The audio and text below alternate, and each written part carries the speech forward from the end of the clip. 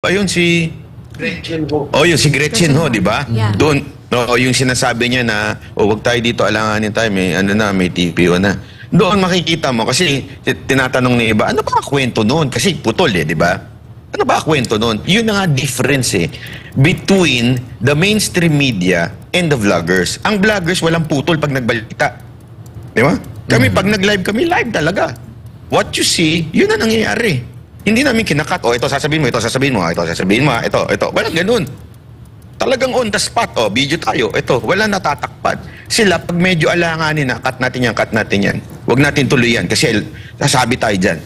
May ganun sila Doon pala makikita mo na talagang meron silang, meron silang script nila, yung mga fake news na dinala pa nila yung mga media dito kuno. Tapos sasabihin, nagkakaroon dito ng kuhan, pinapasok na nga, pinayagan na ng KOJC, and yet, fake news pa rin ang pinalalabas. Magtakin mo, wala sa daming magagaling na batikang mga journalist ng mga iba't ibang istasyon.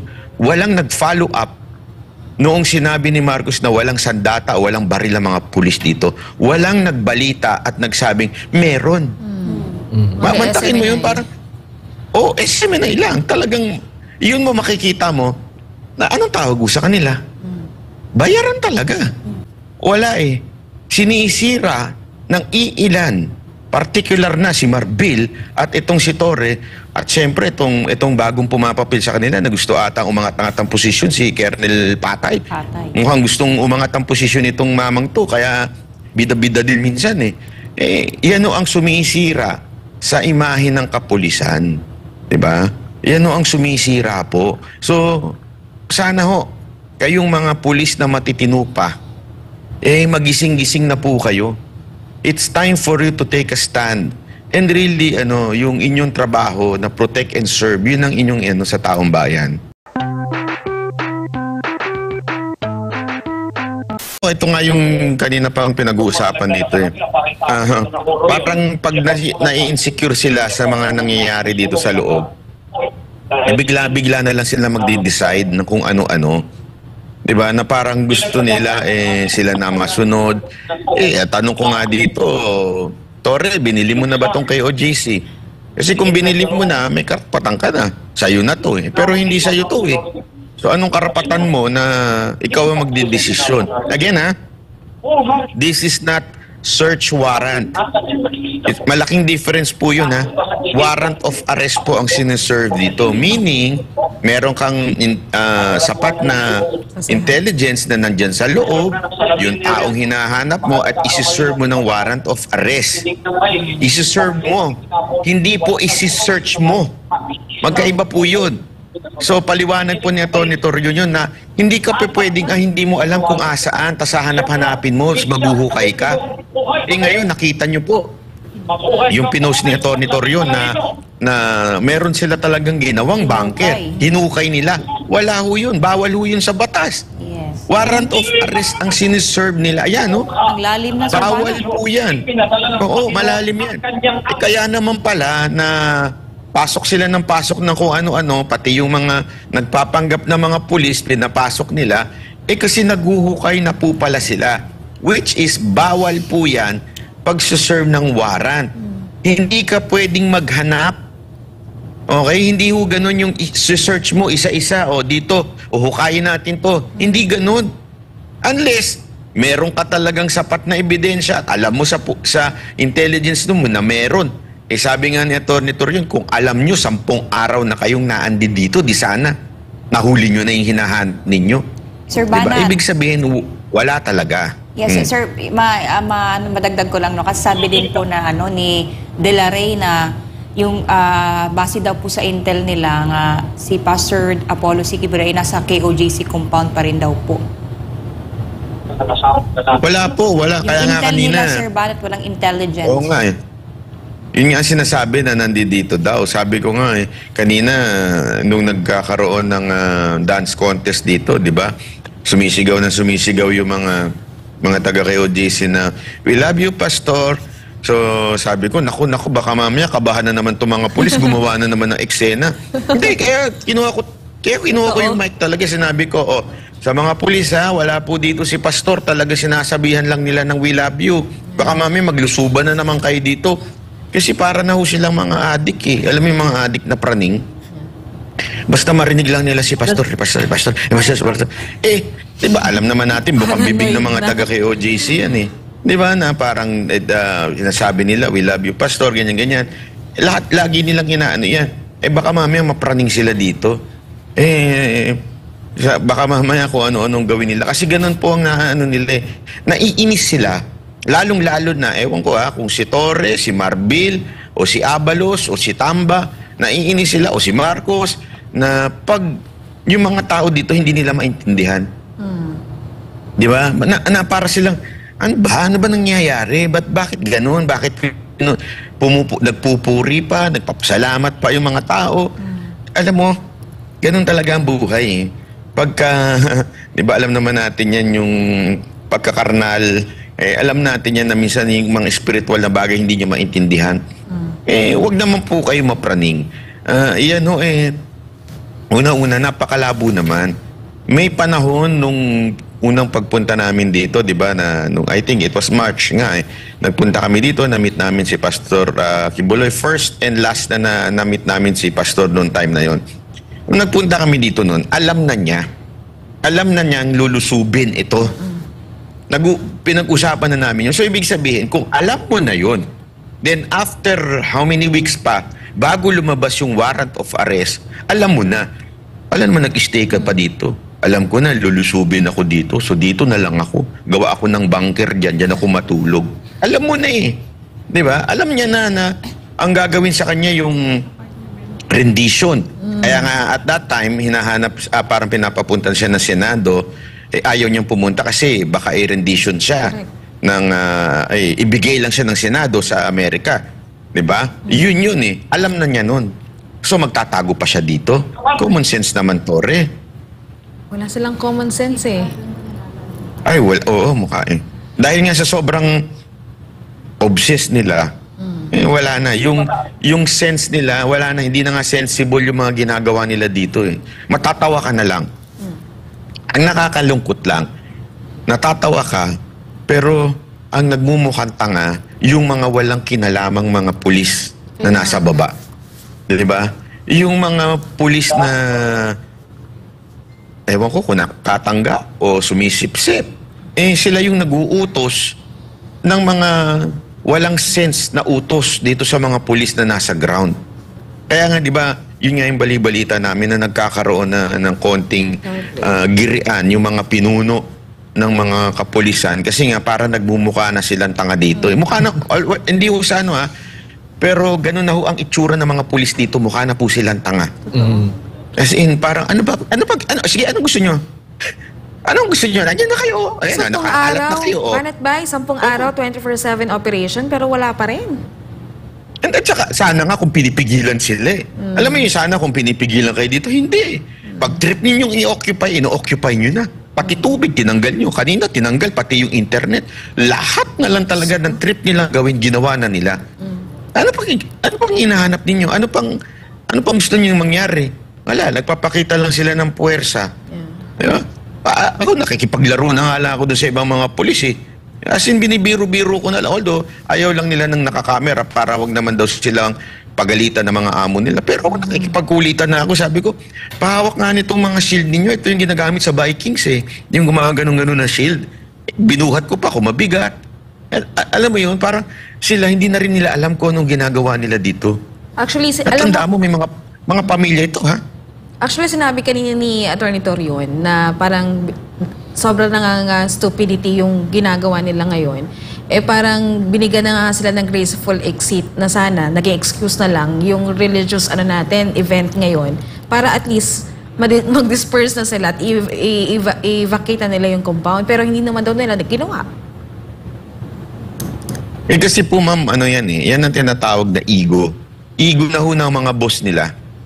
Hindi, alam mo yung boss nila na alam na nilang talo na sila sa laban na to. Pero hindi kami papatalo. Hindi kami lalaban kami hanggang kaluluduluhan. Hanggang may mangyaring makakabawi kami. Kasi yung nangyari kagabi na nakapasok si BP Sara dito at nagsalita, ay isang malaking sampal ho yun sa mga pinuno ng PNP. At kasi, tandaan ninyo, that would be a confrontation kung sakasakali. Mantakin mo, papasok, pipigilan mo. Hindi nila napigilan. So, alam mong nasagasaan yung ego nila na gano'n. Kaya ngayon, pinapakita nila yung puwersa nila. Kasi baka may pumunta, wala na hong pupunta, relax ho kayo. Kasi siguro binabantayan nila dahil nagkakasaya-saya pa kayo dito dahil nga po ay anniversary ninyo. Ang balita natin sa anniversary nyo, 1-week celebration ito, di ba? So siguro, kaya nila parang sinasabi na, hindi, pabantayan na kami. Ganun. Wala, tapos na. Nagsalta na si BP, wala na mas mataas sa kanya na pupunta dito at wala namang rally dito. Ewan ko, wala talagang yabang na lang po talaga. Ego na lang po talaga. Kapartner Banat, balikan ko lang yung naging usapan kanina bago natin natawag yung report ni Miss Brenda, which is, nga pala, salamat kay Brenda sa kanyang balita. Hindi ko lang siya na-exo ng maayos. Anyway, kapartner, ano yung masasabi niyo po doon sa mga nakikibahagi sa propaganda, yung mga dating opisyal ng gobyerno na posibleng tumakbo sa halalan sa 2025, may mga nagsasabi kasi sa kanila na spoiled brat daw, si VP Sara, tapos may mga survey firms ngayon na pinalalabas nila na bumaba yung ratings ni VP Sara at tumaas naman ang kay Marcos Jr. Alam mo, sanay talaga sila sa propaganda. Alam nyo, nung panahon pa lang ng panahon pa lang ng kampanya, isa yan sa ginamit nila, propaganda, fake news. Sila ho talaga ang masasabi nating nagpapakalat po ng fake news. Remember, nanalo ang Marcos administration. Why? Talano Gold. Bakit nanalo ang administration? Golden Age. Naalala niyo yan? Yung 1:1 dollar na pinalalabas nila. Pag nanalo si Marcos, mababayaran ng utang. Puro fake news ang pinakalat nila nung panahon na yun. Magaling sila sa propaganda. If meron man silang kagalingan, ay yung anloko ng tao. Ano nila? Expertise niyan. Ano expertise pa nila? Yung magpaawa si Marcos, hindi sumagot, di ba? Alam niyo naman yan Kasi, nung panahon ng debate, alam niyo, kayo lang ang nag-host, kayo lang ang pinayagan niya, di ba? Alam niyo yung, hindi kasi kinakawawa ako. Ganun ang style ng mga Marcos So hanggang ngayon, ganyan ang ini-style nila Pinalalabas talaga nila yung mga fake news na dinala pa nila yung mga media dito kuno. Tapos sasabihin, nagkakaroon dito ng pinapasok na nga, pinayagan na ng KOJC, and yet, fake news pa rin ang pinalalabas. Magtakin mo, wala sa daming magagaling na batikang mga journalist ng mga iba't ibang istasyon, walang nag-follow up noong sinabi ni Marcos na walang sandata o walang baril ang mga pulis dito. Walang nagbalita at nagsabing meron. Mantakin mo yun parang, SMNI lang. Talagang, yun mo makikita mo na anong tawag sa kanila? Bayaran talaga. Diba? Yung balita na lang na yung lumalabas, yung kumakalat, yung kay Gretchen, di ba? Ay, sorry, hindi pala Gretchen. Sino ba yun? Yung isang news journalist din sa isang istasyon? Hindi, si Hope. Ayun, si Gretchen Ho. Yun, si Gretchen Ho, di ba? Yeah. Doon, yung sinasabi niya na, wag tayo dito, alanganin tayo, may TPO na. Doon makikita mo kasi tinatanong ni iba, ano ba ang kwento noon? Kasi putol di ba? Ano ba ang kwento noon? Yun na nga difference between the mainstream media and the vloggers. Ang vloggers walang putol pag nagbalita. Di ba? Kami pag nag-live kami, live talaga. What you see, yun na nangyayari. Hindi namin kinakat, ito sasabihin mo, ito sasabihin mo, ito sasabihin mo, ito. Walang ganun. Talagang on the spot, video tayo, ito, wala natatakpan. Sila, pag medyo alanganin na, cut natin yan. Huwag natin tuloy yan, kasi sasabi tayo dyan. May ganun sila Doon pala makikita mo na talagang meron silang, meron silang script. Ganito ang gagawin natin, palalabasin natin, violente yung KOJC, papalabasin natin ganitong mga taga-SMNI. Ganun sila Diba? Pero, sorry, pero may social media. merong social media na nagbabalita sa inyo. Hindi lang mga banateros to, ha. Pati yung mga membro ninyo, kaliwat kanan ng video na hawak. Kaya nga alam mo, ito, cellphone, ha. Ang ating weapon. Wala na tayong ibang weapon kung hindi yung panalangin at ang cellphone natin. Totoo. Kaya lagi tayong handa. Pag may nakita tayo, video kagad Video natin. agad. Wag kasi, alam mo, yan na nga lang. At wag ho kayong papayag at sasabihin sa inyo, bawal i-video yan. Hindi ho bawal. Bakit? Private property to. Property nyo ito. Sa inyo ho ito. So, hindi kayo matakot na i-video yung mga nangyayari. Di ba? Pagaling, sindakan na lang po yan eh. Yan ang kanina nung nagbibideo ako, ginulat ko yung mga pulis sa katedral eh. Ang ginawa ko, talagang tinutok ko eh. Palapit na ako, pinasok. Sabi ko, bibideo ko kayo ha, papasok ako sa loob ha. Biglang nagtaasan yung shield. Kasi sinarado nila eh. Makikita sa live ko po yun. Para masarado nila at hindi ko masilip yung loob, di ba? Yung sinasabi nilang wala daw command post. Gusto ko kasi silipin eh. Ginulat ko. Kunwari, binabati ko lang sila. Di ba? Kamusta kayo? Pakita ko lang ha. Biglang nagtaasan yung shield eh. Ganun po sila. Yan sabi ko sa inyo, ito ang ating ito ang people power natin, itong cellphone. Yan ang sandata natin. Oo. At saka siguro yung mga media, yung mainstream media, may reservation sila doon sa kanilang pagbabalita kasi nandun yung takot na baka sila yung susunod na ipapasara. Kasi nga tayong SMNI na full support sa administrasyon, ito yung sinapit natin from the Marcos government. Ako ito lang ha. Andali, ilinawin ko lang po ha. Hindi ho natin dito kalaban ang lahat ng pulis. Ulitin ko, maraming matitinong pulis tayong kababayan dyan. Maraming pulis dito ang nakikita at napapanood nila itong nangyayari sa KOJC at hindi na sila pabor sa kanilang mga kabaro o mga katropa. Kami yung matitinong pulis, lalo na yung kaibigan ko dyan sa BGC na si Major Donato. Napakabuti ng tao niya yan. Mabubuti yung mga pulis na nasaan. Pero wala eh. Sinisira ng iilan, particular na si Marbil at itong si Torre at syempre itong bagong pumapapil sa kanila na gusto atang umangat-angat ang posisyon si Colonel Patay. Mukhang gustong umangat ang posisyon itong mamang to kaya bida-bida din minsan eh. Yan o ang sumisira sa imahe ng kapulisan. Diba?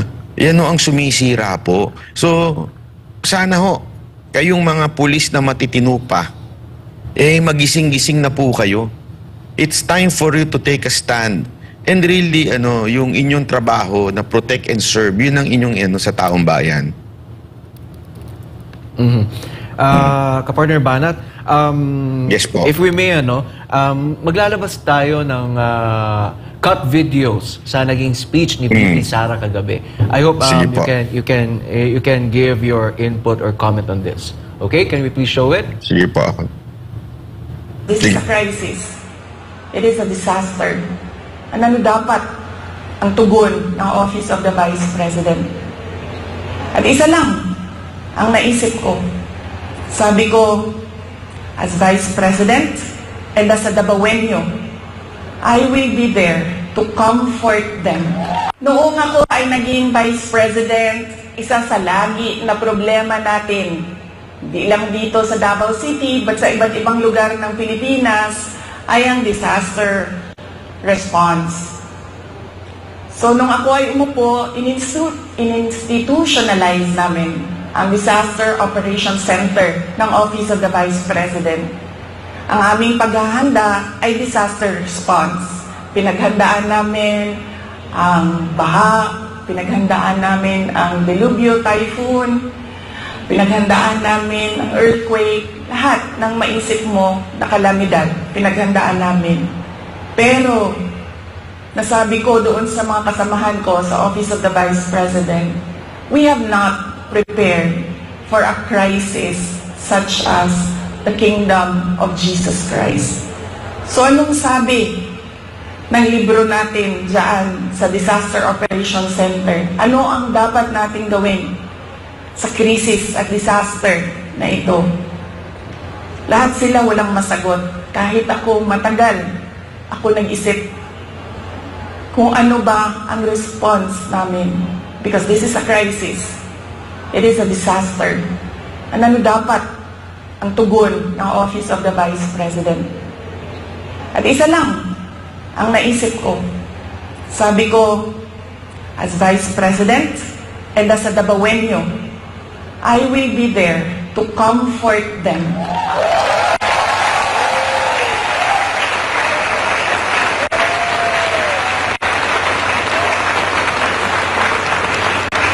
I have a moral obligation to assist them if they feel that they are persecuted, kahit kukunti lang sila. Trabaho ko yan bilang pangalawang Pangulo.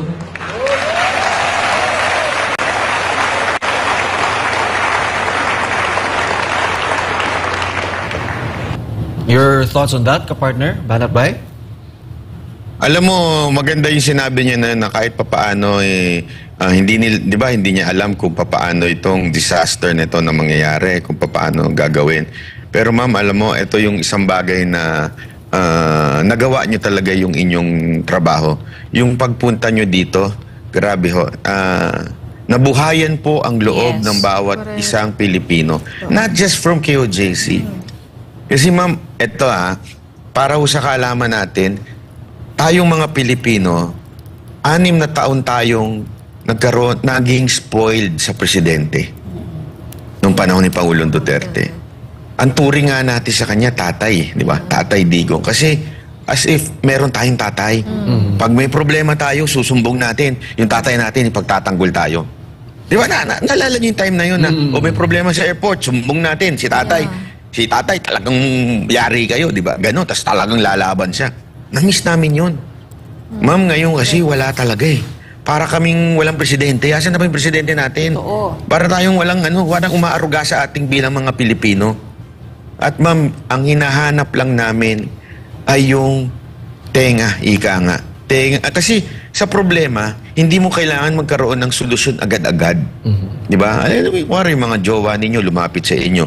Kasi minsan tayo, mga kalalakihan, instead na pakinggan yung jowa, tatalakan pa minsan eh. Kasi alam natin mali yung jowa, di ba? Minsan ganun eh. Hindi ko natin kailangan ng payo. Ang kailangan natin yung tengang nakikinig sa atin. At yun ang ginawa ni BP Sara Duterte. Nakinig siya. Naramdaman namin yun. Naramdaman ng mga taga-KOJC yun. At naramdaman ng taong bayan na meron na kaming ama. O ngayon, siyempre ina, dahil siya ay babae, na nakikinig sa... kasi alam nyo, marami yung mga taga-KOJC, kahit nung mga nangyari tong siege na to, magtatanong sa amin, bakit asan yung mga ganito, mga Duterte, tinatanong nila. At pinapaliwanag naman namin na dangerous kung pupunta ka agad dito ang mga Duterte. Dahil una-una, they can, alam niyo naman, si dating Pangulong Duterte, may kinakaharap siya. Anytime, baka itong gawing dahilan para ikulong siya. Si Basti, ganun din. Iba po kasi yung Vice President. Pag ang Vice President, imposible nilang harangin yun. Yeah. Remember, mas mataas pa yun. Botong nakuha dun kesa sa Pangulo. So, yun hindi nila tatangkain na harangin. At remember, may PSG yun. Kasi ang mga Duterte, tinanggalan na nila ng security. So, wala Wala talaga Kaya nga alam nyo, Madam BP, malaking bagay yung pagpunta nyo dito, yung pakikinig ninyo.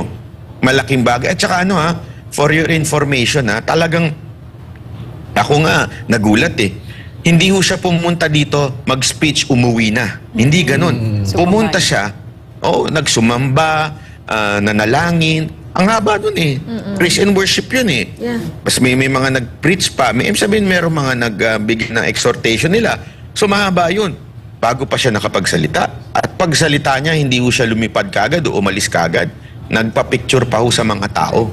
Yun pa lang, ma'am. Hindi mo kailangan ng solusyon. O ito, solusyon natin, ito gagawin natin. Hindi. The mere fact that you're here, na-comfort nyo po ang mga Pilipino. Hindi lang ho ang mga taga-KOJC. Thank you, kapartner Banat. Meron pa tayong isang video, last video. Can we play this?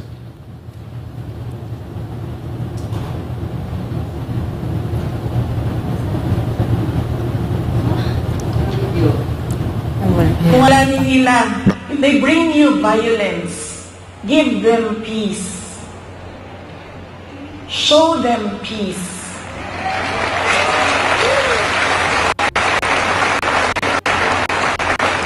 Make them understand that this is not about me and you. This is about the abuse of power and the assault on the freedom of religion.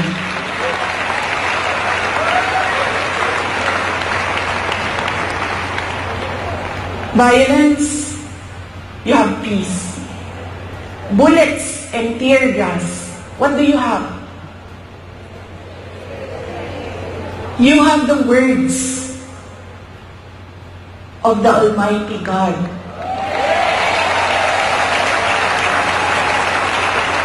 You have the Bible. Padalhan mo nila og bala, tirahon mo og tear gas. Preach to them the words of God.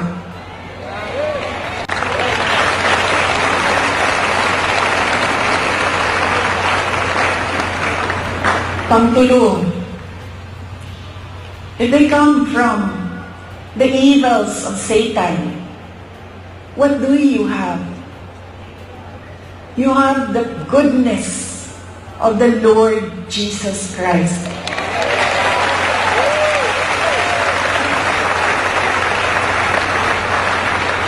And always remember, kahit saan ka man pumunta, lahat nagsasabi, good triumphs over evil.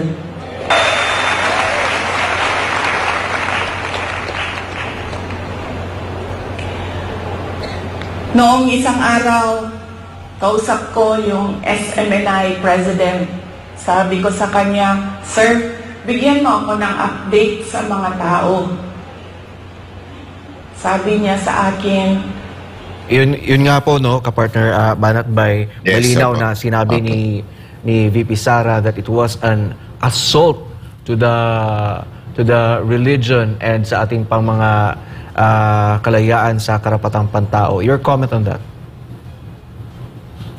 Ang talaga maganda yung sinabi niya doon na yun ang emphasize natin, yung love. Tsaka yung hindi natin ito tutumbasan ng violence kung hindi ng peace. Yeah. Alam nyo, yan po ang pinakamatinding weapon na maipapakita ho natin sa kanila. Hindi ho lahat ng bagay na dadaan sa dahas. Kung maaalala ninyo, di ba, nung hinuli ang ating Panginoong Jesus, ano ginawa ni Pedro? Di ba, hiniwa niya yung kawal, yung tenga ng kawal. Anong ginawa ng Panginoon? Sabi, wag. Pero sa totoo lang, may karapatan kasi hinuhuli na yung si Jesus, di ba? Pero wag. Ano pa, binalik ho yung tenga. Yun ho, yung, alam niyo yung, yun ho yung sinasabi ng ating Panginoon sa atin. May mga bagay na hindi natin mauunawaan, pero sumunod lang tayo. Ano po yung sinabi ng Panginoon? Mahalin ng ating mga kaaway. Sumunod lang po tayo, siya na pong bahalang gawa ng paraan. Yun lang po kasi obedience lang po ang hinihingi ng Lord sa atin. Yung paraan kung paano niya susolusyonan ang mga pangyayari na ito, nasa Kanya na po yun. Ang ating duties ay kung hindi sumunod sa Panginoon. Yun lang po ang ating duties. Mahalin, ano man ang utos ng Panginoon, sundin natin. At sigurado naman ako, yan din ang iniwan sa inyo ni Pastor Kibuloy. Diba? Correct. To love your enemies. I know and I understand it is hard. Kung sabi nga ni DBP Sara, siya nga, wala pa daw sa level na gano'n. Kahit daw po sa kami. bagay na Hirap pa yun. siya. Oo. Okay. Wala naman pong tao masasabi natin, ang daling magmahal ng kaaway. Hindi, di ba? Mahirap magmahal ng kaaway. Ang sarap manakit ng kaaway. Pero kaya nga po, ito yung ng ating ito yung meron sa atin na maaari nating gamitin. Ano po yun? Yung banal na spiritong nasa atin. Because the fruit of the Holy Spirit is love, peace, joy. Nandun po yun. Huwag po natin kakalimutan na meron pong banal na espiritu sa atin na hayaan po natin ito. Pagka tayo ay pinalo, alam niyo, iiwas tayo. Sige, protection na natin yung ating property, protection na natin yung ating katawan. Pero manalangin po tayo sa loob natin na, Lord, give us peace, give us love. Yeah. Diba? Kasi, yun hindi mo maano hindi mo yan maiimbento. Diba? Hindi mo yan pwede sabihin na, hindi, magmamahal lang ako. Only through the power of Christ in our hearts, magagawa natin ito. Yan ang totoo dyan. Kasi the love of God, imposible yan. Imposibleng magmahal ng kaaway kung wala si Kristo sa buhay mo. That is impossible. Yan ang lagi ho natin tatandaan. Kaya nga lagi nating ipanalangin yan, Lord, bigyan mo kami ng pagmamahal. Bigyan mo kami ng kalinga.